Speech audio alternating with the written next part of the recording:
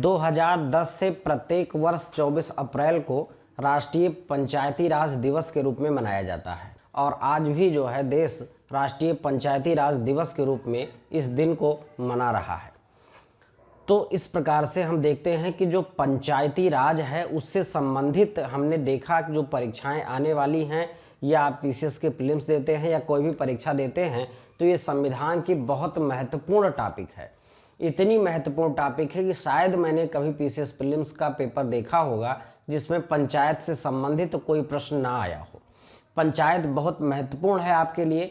अगर आप किसी भी वनडे एग्जाम की प्रिपरेशन कर रहे हैं और संविधान उसका पार्ट है तो आपको पंचायतों के बारे में जानना होगा। उसका कारण क्या है? उसका कारण यह है कि भारत जो है एक लोकतंत्र है और लोकतंत्र में ये बड़ा महत्व का है कि जनता की भागीदारी प्रशासन में अधिकतम होनी चाहिए। तो जो जनता की भागीदारी है वो बिल्कुल निचले स्तर तक जनता की भागीदारी सुनिश्चित करने के लिए अपने यहाँ पंचायती राज की व्यवस्था की गई है। अब थोड़ा सा हम पंचायती राज के बारे में समझते हैं कि इसकी ज़रूरत कहाँ से पड़ी। देखिए, भारत कई सौ वर्षों तक, कुछ वर्षों तक मुस्लिमों का या इस्लाम का और कुछ वर्षों तक फिर अंग्रेज़ों का जो है गुलाम रहा। इसके बाद जो है भारत को स्वतंत्रता मिली और जब स्वतंत्रता मिली तो भारतीय संविधान का निर्माण किया गया और भारतीय संविधान के अनुसार भारत में लोकतंत्र की स्थापना हुई। लोकतंत्र वह शासन होता है जिसमें जनता की भागीदारी होती है। अब जनता की भागीदारी सुनिश्चित करने के लिए गांधी जी का ये विचार था कि जमीनी स्तर पर भी, ग्राम स्तर पर भी एक ऐसी संस्था का गठन होना चाहिए जिसके पास मतलब भर की पावर हो, वो अपने बारे में निर्णय ले सकें। जैसे गांव का कोई व्यक्ति है, उसको पता है कि हमें कितने तालाब की आवश्यकता है, हमें किस प्रकार की स्वास्थ्य सुविधाओं की आवश्यकता है, कैसे शिक्षा की आवश्यकता है, कैसे हमें वृक्ष लगाना है। तो इन सब कार्यों के लिए उसको पावर चाहिए, उसको पैसा चाहिए, उसको संविधान में शक्ति चाहिए। इसके लिए जो है ये जरूरी था कि शक्ति का बंटवारा किया जाए और शक्ति का ज़्यादा जो बंटवारा किया जाता है अलग अलग संस्थाओं में, उसे ही हम कहते हैं लोकतांत्रिक विकेंद्रीकरण। विकेंद्रीकरण मीन्स डिसेंट्रलाइजेशन। जहाँ पर सेंट्रलाइजेशन ऑफ पावर्स है वहीं पर दिक्कत होती है। सेंट्रलाइजेशन ऑफ पावर ही होता था पहले राजतंत्र में, एक ही राजा होता था, उसके पास जो है विधायिका संबंधी भी अधिकार होते थे सारे, कार्यपालिका संबंधी भी अधिकार होते थे और न्यायपालिका के भी अधिकार होते थे। इसी वजह से बहुत संभव था कि वो राजा तानाशाह हो जाता था और राजा से इतना लोग डर जाते थे और लोगों के अधिकारों की रक्षा नहीं हो पाती थी। जब लोकतंत्र आया, जब प्रजातंत्र की स्थापना हुई तो इसकी खास बात यही थी कि यहाँ शक्तियों का पृथक्करण किया जाएगा। शक्तियों का पृथक्करण का सिद्धांत जो ये कहता है कि विधायिका, कार्यपालिका, न्यायपालिका में शक्तियों का बंटवारा किया जाए।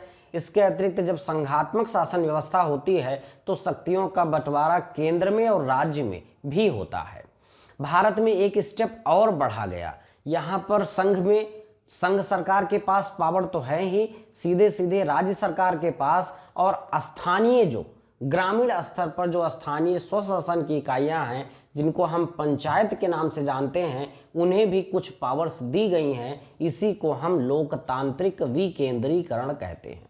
और एक टर्म जो है और हम जानते हैं जिसको हम कहते हैं, यहाँ पर थोड़ा देख लीजिएगा, एक पार्टी भी इस नाम से है, मैं किसी पार्टी की बात नहीं कर रहा हूँ, तृणमूल। तृण माने होता है तिनका और मूल माने बिल्कुल तिनके के मूल में यानी जड़ तक, तृणमूल लोकतंत्र। तो जो तृणमूल लोकतंत्र है ये क्या है, इसको आप हिंदी में समझने में थोड़ी दिक्कत हो तो आप इंग्लिश में जानिए, ग्रास रूट डेमोक्रेसी, यानी ऐसी डेमोक्रेसी जिसमें सबसे निचले पायदान पर बैठे व्यक्ति के पास भी पावर्स होती हैं।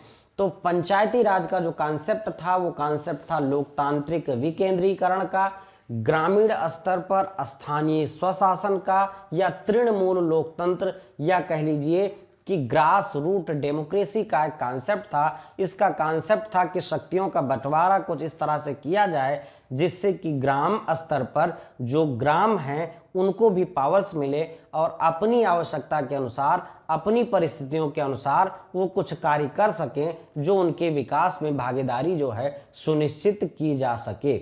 और एक तरह से जन भागीदारी भी जो लोकतंत्र में बढ़ाया जाए, क्योंकि जन भागीदारी का बड़ा महत्व होता है लोकतंत्र में। जैसे अभी आप लोगों ने देखा कि हमारा देश जो है, पूरा देश कोरोना संकट से जूझ रहा है, इसमें हर स्टेप पर संघ सरकारें भी, राज्य सरकारें भी और तमाम ऐसी आपने ग्राम पंचायतों को देखा होगा जो अपने स्तर पर कार्य कर रही हैं। कहीं पर गरीबों को राशन बांटने का कार्य किया जा रहा है, कहीं पर क्वारंटाइन की सुविधा जो है दी जा रही है। तो इस तरह से जब हर यूनिट मिलकर के लड़ेगी, पूरा देश जो शक्ति का एक स्रोत बनता है, जब ये साथ में लड़ेंगे तो हमें उम्मीद है कि हमारा देश ज़्यादा सशक्त बनेगा, हमारे देश का जो लोकतंत्र है वो और मजबूत होगा और हम जो है दुनिया में दिखा सकेंगे कि हमारा जो लोकतंत्र है या प्रजातंत्र है वो उत्तम कोटि का है। तो मुझे उम्मीद है कि आप लोकतांत्रिक विकेंद्रीकरण को समझ पाए होंगे, शक्तियों का पृथक्करण समझ पाए होंगे। इस वजह से पंचायती राज का कॉन्सेप्ट आया और पंचायती राज के कॉन्सेप्ट में गांधीवादी सिद्धांत का बहुत प्रबल योगदान था।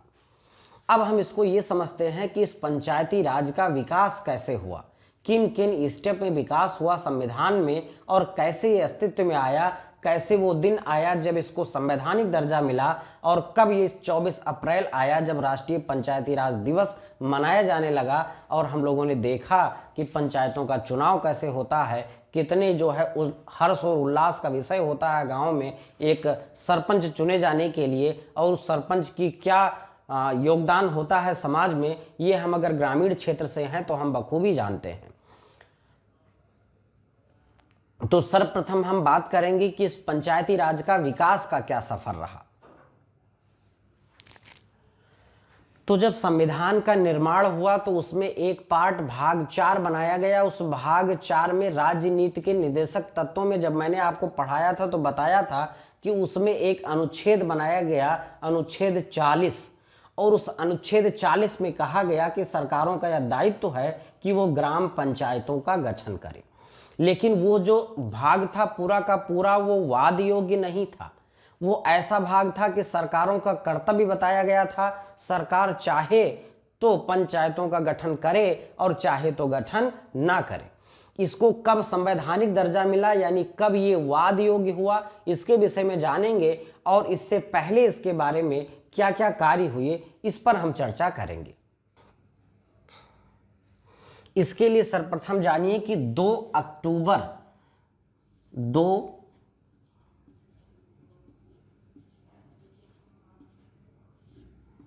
1952 को सर्वप्रथम एक कार्यक्रम जो बनाया गया था उसका नाम था सामुदायिक विकास कार्यक्रम। सामुदायिक विकास कार्यक्रम एक बनाया गया और सामुदायिक विकास कार्यक्रम की समीक्षा के लिए एक समिति का गठन किया गया 1957 में। उस समिति का नाम था बलवंत राय मेहता समिति। बलवंत राय मेहता समिति।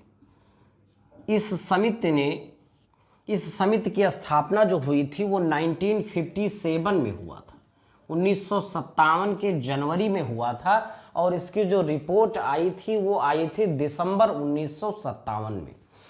इस समिति ने पहली बार किया क्या कि एक शब्द गढ़ा, लोकतांत्रिक विकेंद्रीकरण,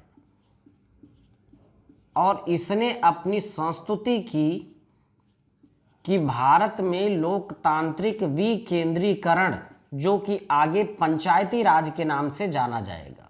तो इस प्रकार से जो बलवंत राय मेहता समिति थी वही पंचायती राज की शिल्पी कही जाती है, या पंचायती राज का पूरा खाका तैयार करने वाला इन्हीं समिति को कहा जाता है।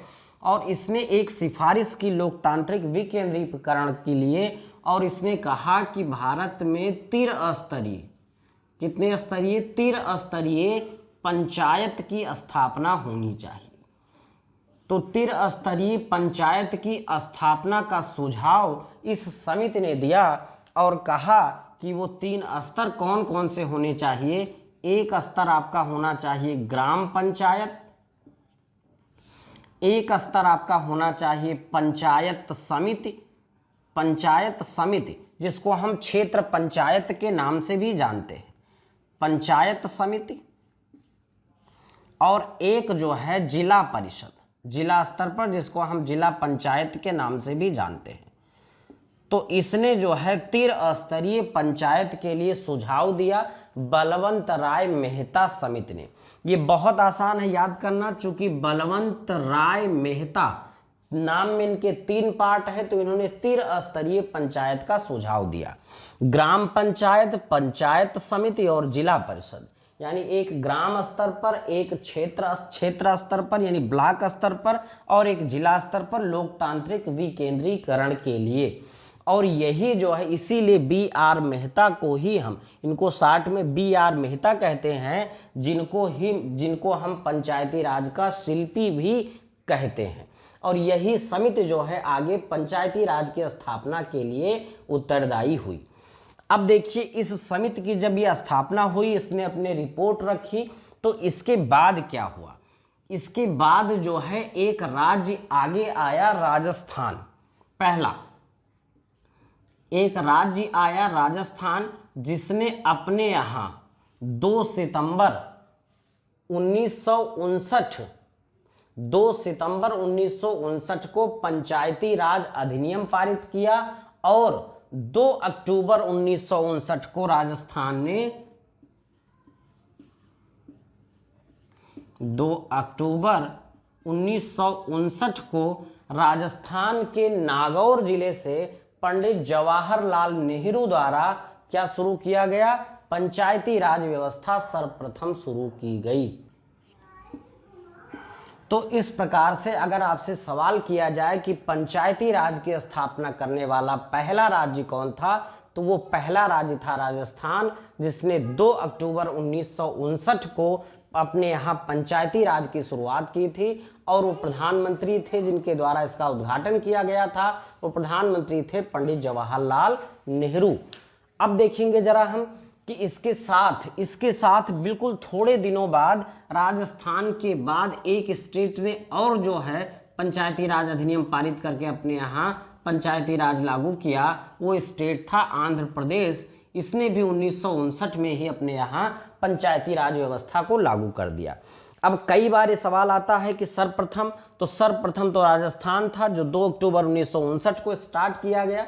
2 अक्टूबर को तिथि इसीलिए क्योंकि 2 अक्टूबर गांधी जयंती होती है, और राष्ट्रीय सामुदायिक, जो आपको बताया था हमने, सामुदायिक विकास कार्यक्रम, ये 2 अक्टूबर को ही स्टार्ट किया गया था। इसीलिए 2 अक्टूबर 1959 को नागौर जिले से पंडित जवाहरलाल नेहरू ने शुरू किया। इसके बाद दूसरा हमारा स्टेट था आंध्र प्रदेश, जिसने 1959 में ही पंचायती राज व्यवस्था का शुभारंभ किया। तो यहाँ पर एक सवाल बार बार पूछा गया है कि पहला राज्य, तो पहला राज्य राजस्थान, लेकिन जानबूझ करके क्या किया जाता है कि पहला राज्य वायरल है, इसलिए पहले राज्य को विकल्प से हटा दिया जाता है। तो अगर आपका राजस्थान नहीं है तो विकल्प में अगर आंध्र प्रदेश मिलेगा तो हमारा विकल्प क्या सही होगा? आंध्र प्रदेश। इसके बाद हुआ क्या कि 1960 के दशक में अनेक राज्यों ने अपने यहाँ पंचायती राज अधिनियम पारित किया, लेकिन उसके स्तर, उसके स्वरूप, उसके गठन, उसकी शक्तियों में अनेक भिन्नताएं थीं। बिल्कुल भी एकरूपता पूरे देश में नहीं थी। जैसे मैं बताऊं कि उस समय जो पश्चिम बंगाल में एक व्यवस्था थी पंचायती राज की, वो 4 स्तरीय व्यवस्था थी, 3 स्तरीय व्यवस्था नहीं थी, जबकि बलवंत राय मेहता ने 3 स्तरीय व्यवस्था का जो है सिफारिश किया था। अब इसके बाद हम देखते हैं क्या, इसके बाद क्या हुआ कि जो एक दूसरी जो है समिति का गठन किया गया, वो समिति थी अशोक मेहता समिति।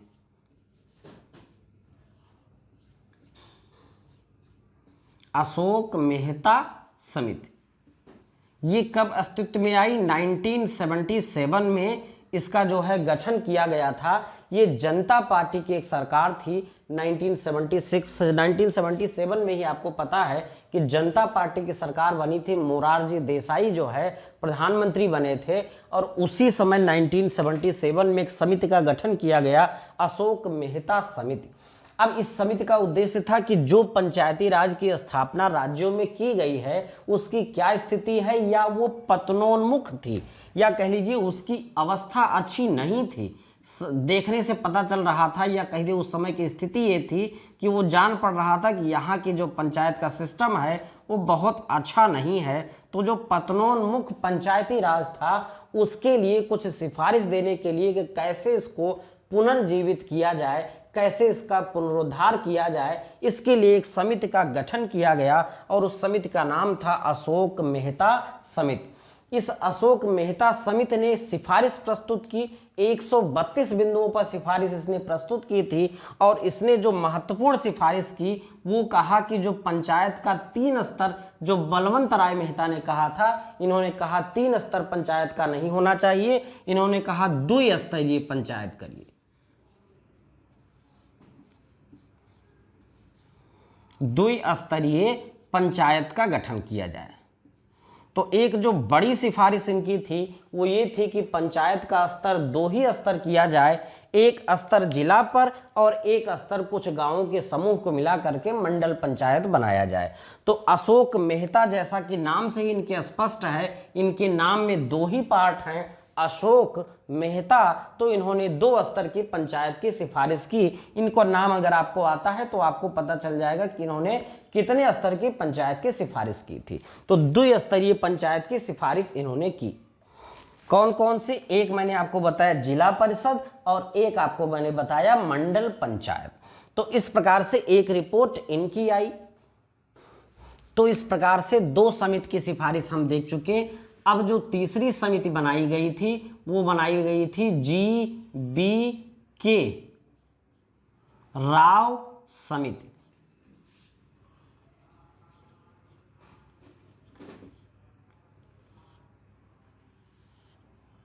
GBK राव समिति का गठन किया गया 1985 में, इसका गठन किया गया। इसमें जो है प्रतिनिधित्व के तरीके में सुधार के लिए इसने सिफारिश की थी, लेकिन परीक्षा की दृष्टि से ये इतनी महत्वपूर्ण हमारे लिए नहीं है।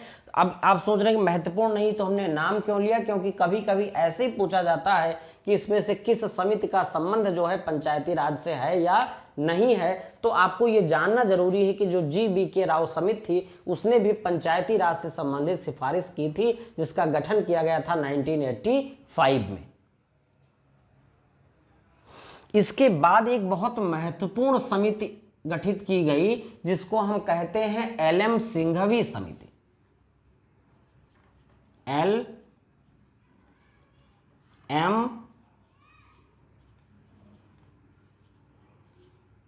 सिंघवी समिति फिर गठित की गई LM सिंघवी समिति। इसका जो गठन किया गया था वो 1986 में इसका गठन किया गया।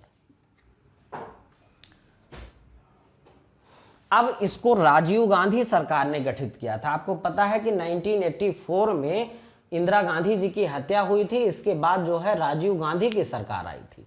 राजीव गांधी जी ने LM सिंघवी समिति का गठन किया और इसका उद्देश्य था कि जो पंचायती राज संस्थाएं हैं उनका पुनरुद्धार, उनका विकास, लोकतंत्र के विकास के लिए क्या किया जा सकता है।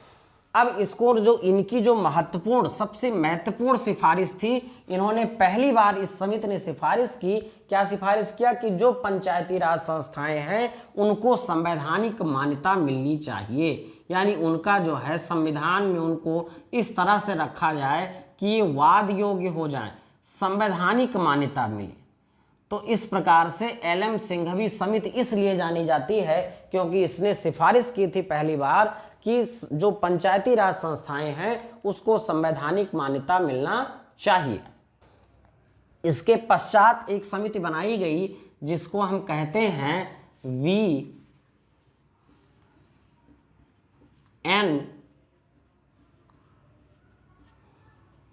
गाडगिल समिति। BN गाडगिल समिति का गठन किया गया। ये गठन किया गया था 1988 में, इसका गठन किया गया।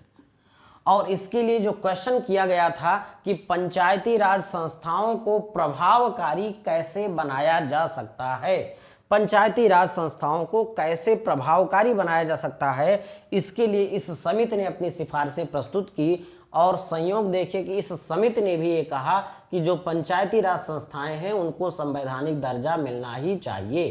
तो इन सारी समितियों से गुजरने के बाद सरकार को एक बात तो समझ में आ गई कि जब तक पंचायती राज व्यवस्था को हम संवैधानिक दर्जा नहीं देंगे तब तक इसके गठन में, इसके स्वरूप में, इसके अधिकारों में, शक्तियों में एक रूपता नहीं आएगी या उसको वो पावर नहीं मिल पाएगी। और जब पावर नहीं मिल पाएगी तो इस प्रकार से पंचायत का गठन करने का कोई मतलब नहीं रह जाएगा, कोई उद्देश्य इसका हल नहीं हो पाएगा लोकतांत्रिक विकेंद्रीकरण का या ग्राम पंचायतों को सशक्त बनाने का। तो इस प्रकार से फिर एक पहल की गई। कब पहल ये शुरू हुई? ये आपका 73वां संविधान संशोधन लाया गया। इसको जरा हम बड़े में लिख रहे हैं।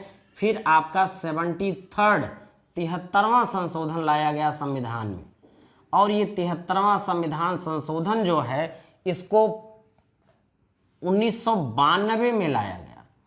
और इस 1992 के 73वें संविधान संशोधन को जो प्रभावी बनाया गया वो बनाया गया 24 अप्रैल 1993 से।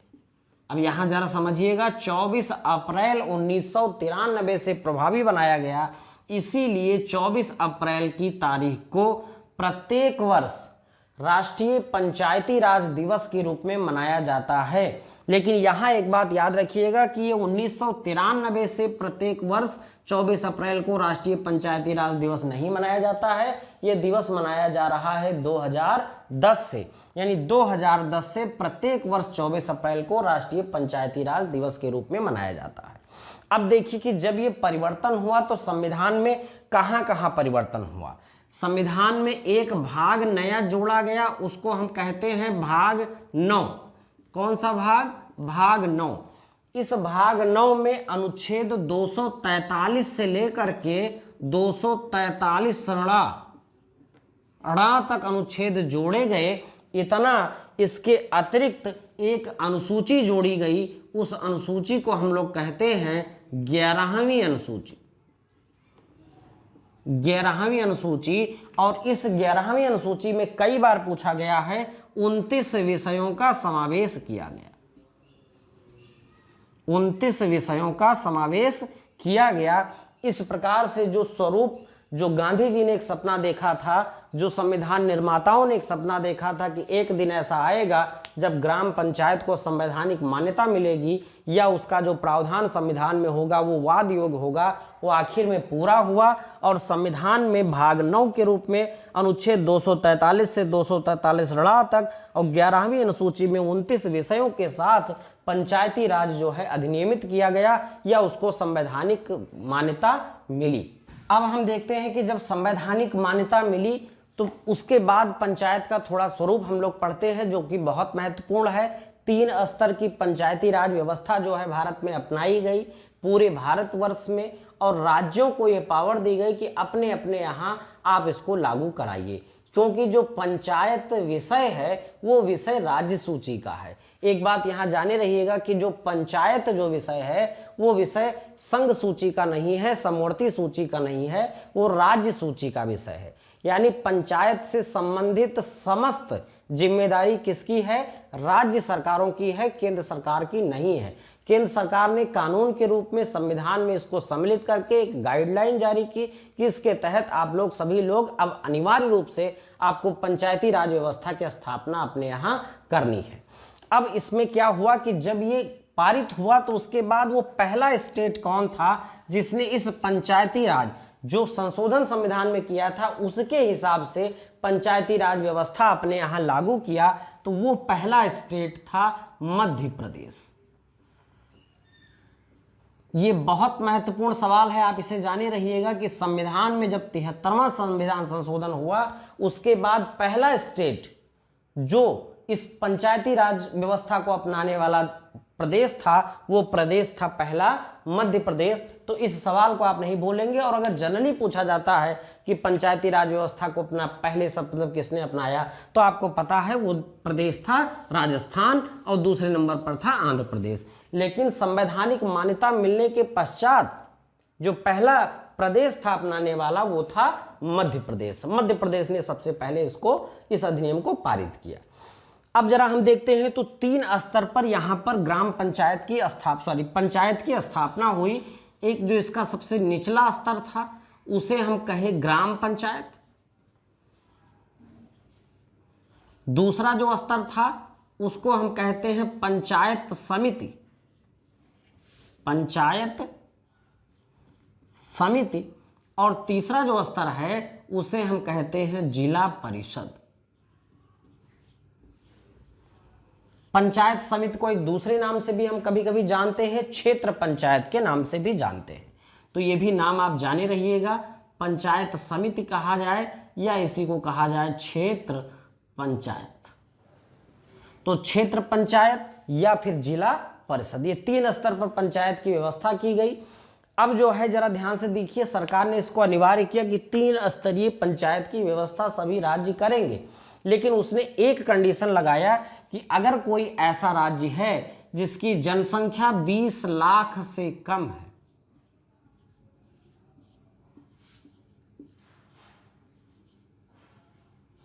बीस लाख से कम जनसंख्या का अगर कोई क्षेत्र है, कम जनसंख्या है, तो वहां 2 ही स्तर पर पंचायत का गठन किया जा सकता है। तो वहां पर जो मिडिल स्तर है इसको गायब कर दिया जाता है, ग्राम पंचायत और जिला परिषद में बांट दिया जाता है। आप पता लगाइए, सर्च करिए कि कौन सा ऐसा स्टेट है जहां पर पंचायत के केवल 2 ही स्तर हैं। आपको पता चलेगा ऐसा स्टेट है गोवा।